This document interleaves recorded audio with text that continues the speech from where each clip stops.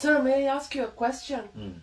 Will one day human beings realize they have to take care of Mother Earth and work with Mother Earth and stop sacking it? Will it happen? You need a tsunami to do that. No, sir, please, can you check? No, seriously, I'm telling you, you need a tsunami to do it. Catastrophe. Then human beings will be gone. Yeah, go, start again. Start again. With good vibrations. Now you also messed up. Okay, did COVID teach you anything? 2 years ago, where was Deepavali?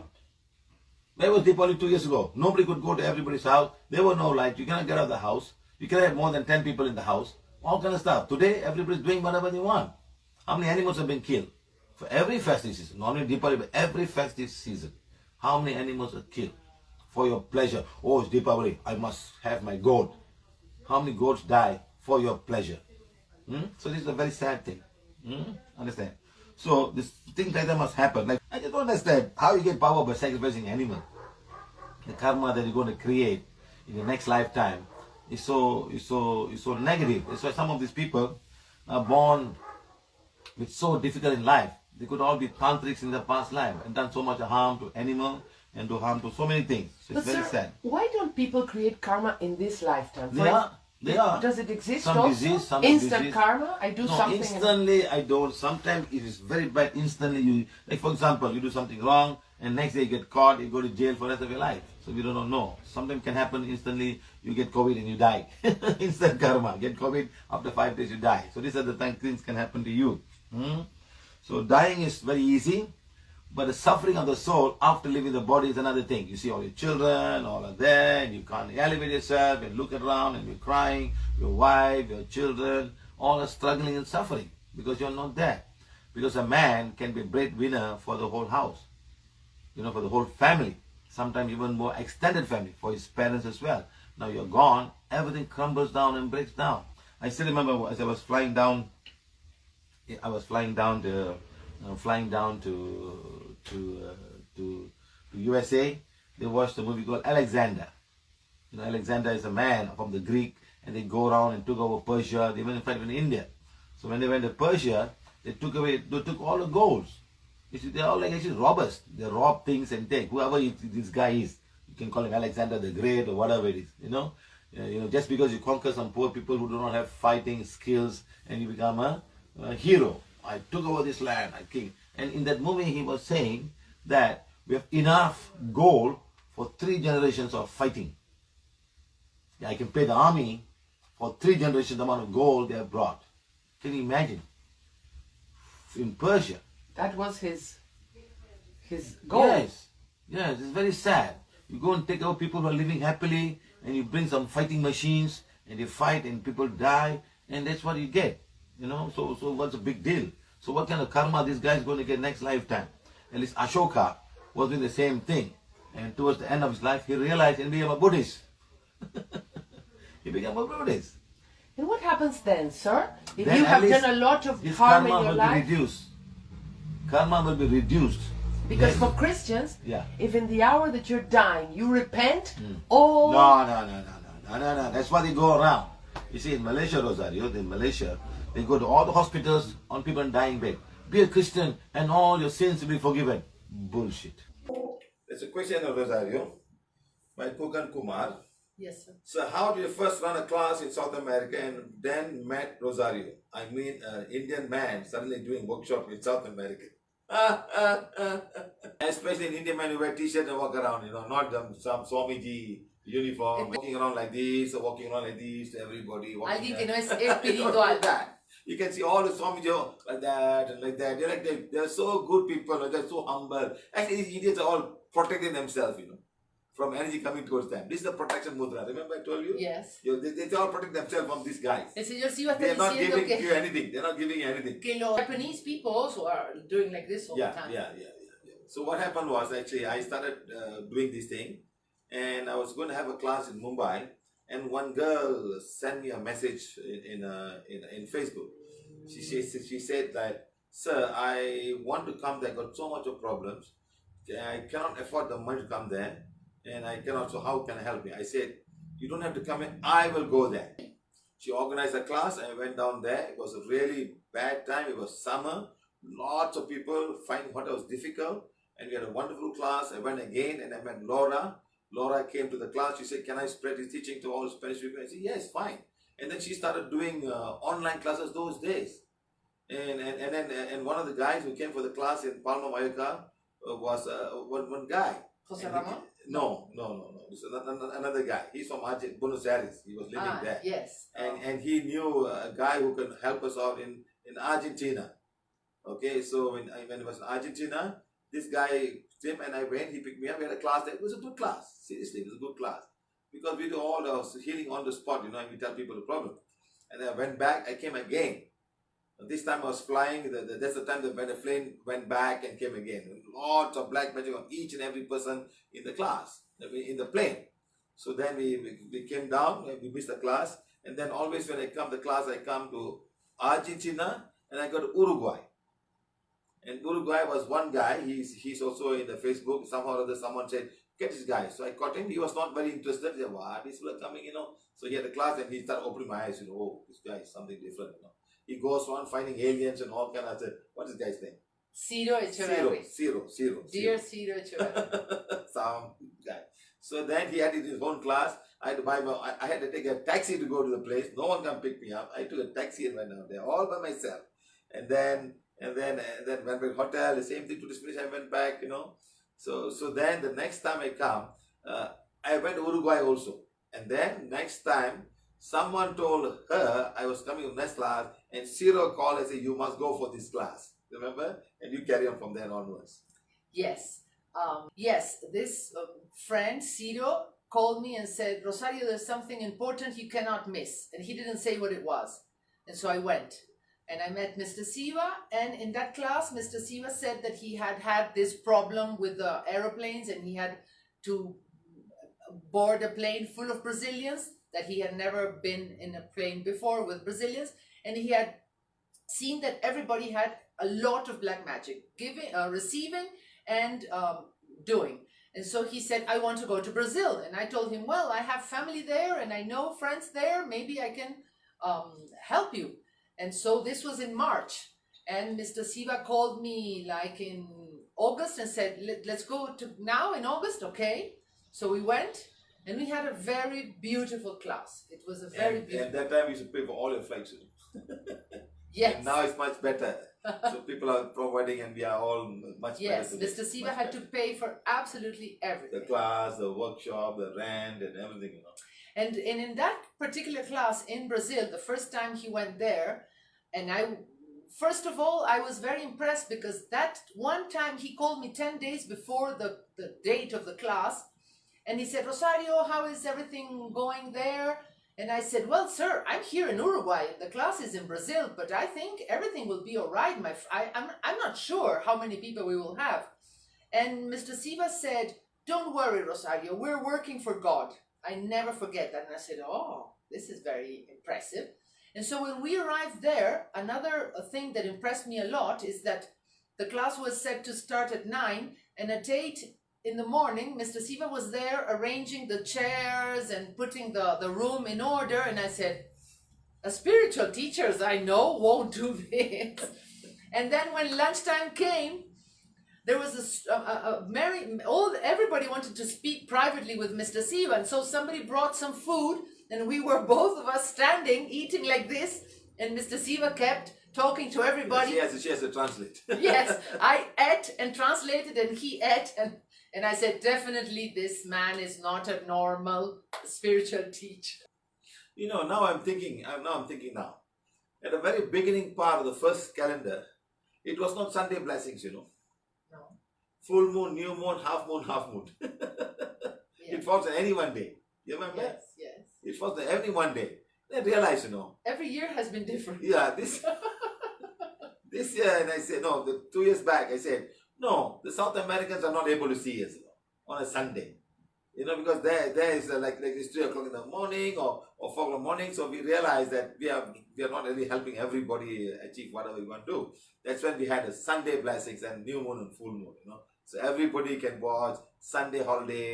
So it's not too bad. They don't go to work. But sir, we were talking with Corina and saying that in the old days, there were 2 blessings a month at first.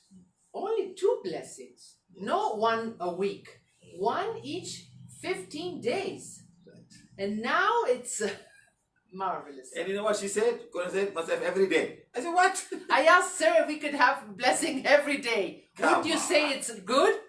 No. See. It's for lazy people. The intention of Buddha is to go the teachings. Follow my teaching. Don't follow me. No point. I'm not going to. This is the good thing. I left my wife. I left my children, and you don't do that. I found the cause of sufferings, and I want to teach you how to get out of the suffering. That's all it's all about. But all over the world, in Thailand, in Burma, in Sri Lanka, in Tibet, everybody becoming a monk. I think it's one way of balancing karma, whatever wrong they did in their past life. You must have got a lot of lustful energy in the past life. No sex for you. You must have wasted a lot of money, back for money, wasted food, or never let people get the food that you had a lot. You never shared your food. Now you're going to beg for food. You have the karma to balance this lifetime. It's not easy to be a monk. No è facile ser un monge. It's not easy to be a nun. No è facile ser monja. Some karma you're balancing in this lifetime. We thank each and every one of you have done so much, giving us something in some form. Thank you. Sir, they just said that they brought them from several parts of Mexico, and the guys, before being sacrificed, lived with them. So it was like a very strange thing. Yeah. And this is only a small portion. The internet not strong enough. I was trying to download more information how the whole thing happened. So I can't do it. So hopefully I get better internet connection, and I will download this video so that we can all share. So you all should understand, all these countries carry a very, very ancient past, a very horrible past. Killing people and putting them in families. Can you imagine? Sometimes they go and catch, they were saying in one of the videos I saw. I mean, you can watch this movie called Apocalypse. You can watch this movie and you can find it by Mel Gibson. It's exactly what happened those days. They said when they go out hunting for people to sacrifice, they hurt them. They should not kill because they're going to be used for sacrifice. They bring them, they make them work. When the time comes, when the moon or whatever the Mayan calendar says, it's the time to sacrifice to the god. So that's why it's so negative. I'm telling you this. I can see paws, I can see like some animal and snakes and all kind of stuff. So watch. Conquistadors once wrote of an enormous rack of skulls called Zompante, the 16th century Aztec city in Tenochtitlan. A row of vertical posts connected by crossbeams, threaded with human skulls, flanked on each side by towers of skulls and mortar. Mexica, the Torres de Cráneos, one cultural group that comprised the Aztecs, thought human sacrifices would feed the gods and ensure the continued existence of the world. For the conquistadors, the skulls evinced the Mexica's barbarism and justified their conquest of the city in 1521. They tore down the Templo Mayor and the Zompantli in front of it, paving over the ruins and building what would become Mexico City. As the centuries passed, historians began to wonder if Zompantli had ever existed at all. In 2015, researchers discovered a site that would remove any doubts about the Zompantli's existence when they excavated the remains of the rack in one of the towers underneath a colonial period house on the street just north of Mexico City. Imagine living there. The team dug about 20 test pits, unearthing modern debris, colonial porcelain, and finally the basalt slabs of a Mexica period floor. As they dug, hundreds of skull fragments began to appear. But they weren't sure that's what they were seeing until they found the post holes. The size and spacing of the holes allowed them to estimate the Zompantli's size. It turned out to be an incredibly imposing rectangular structure, 35 meters long, about 14 meters wide, and an estimated 4 to 5 meters tall. Wow. They also discovered one of the towers made of skulls and mortar. Over 2 seasons of excavations, archaeologists carefully collected a sample of 180 skulls from the tower, as well as thousands of skull fragments, hoping to learn more about Mexica rituals or post-mortem treatment of the bodies. Human sacrifice and even Zompantlis were relatively common in many Mesoamerican cultures. Cut marks on the skulls leave no doubt they were defleshed after death, and the decapitation technique seemed quite clean and uniform. Wow. Earlier studies, analysis of the teeth and bones of skulls unearthed in Templo Mayor, suggested that most of the victims were born in various regions of Mesoamerica, but that many had spent significant time in Tenochtitlan before their deaths. Some historical accounts record cases of captive warriors living with the families of their captors for months or years before they were sacrificed.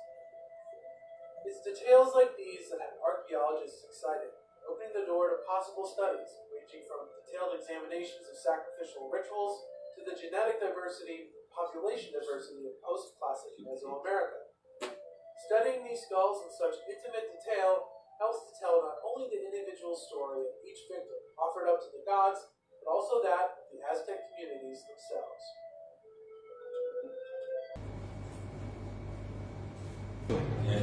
They get caught. They go around getting all of the slaves. The city, they paint them blue. You can find the blue color in the pyramids. I've been to all the pyramids in Mexico. They're going now, all the holding card. These people are going to be sacrificed for the sun.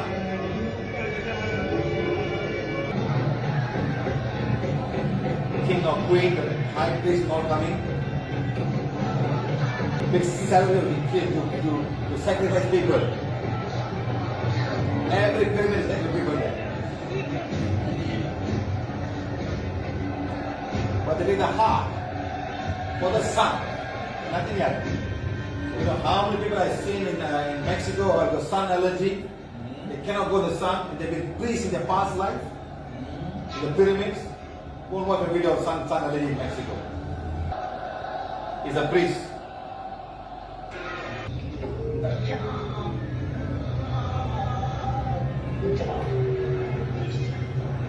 Look at the sun. What's happening now?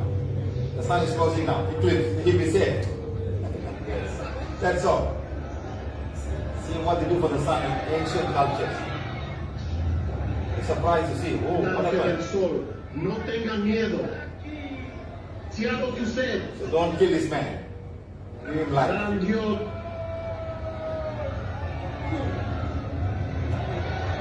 Oh, very happy. The sun has come back to us now.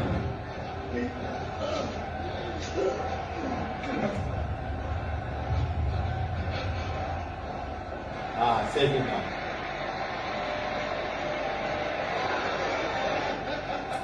They're very happy now. The sun is an over sacrifice. All of them will go now. It's a very interesting movie, you know. Yes. Must watch it. Especially the wife would be in the village and she'd be pregnant and the rain would come and she'd be struggling, you know. Very nice, you all should watch it. How actually it happened in the Aztec culture, how they were sacrificing people simply because they want to appease the sun. And we have been to all of these pyramids, we've elevated all of these souls, removed all the dark energy, and the whole of Mexico will not find any black magic out there. Don't watch. I've done life in the pyramid at Iwawanka and many other pyramids there to elevate all of these souls. Where will these souls go? We kill somebody like that, where will the souls go, sir? Huh? You don't understand. So lots and lots of souls. Right now, many souls have come right now. 100, 200, 300, wow, many souls have come. 10, 20, 30, 40, 50, 60, 70, 80, 90, 100, 200, 300, 400,000 souls have come. Right now in that class. It's not a small class.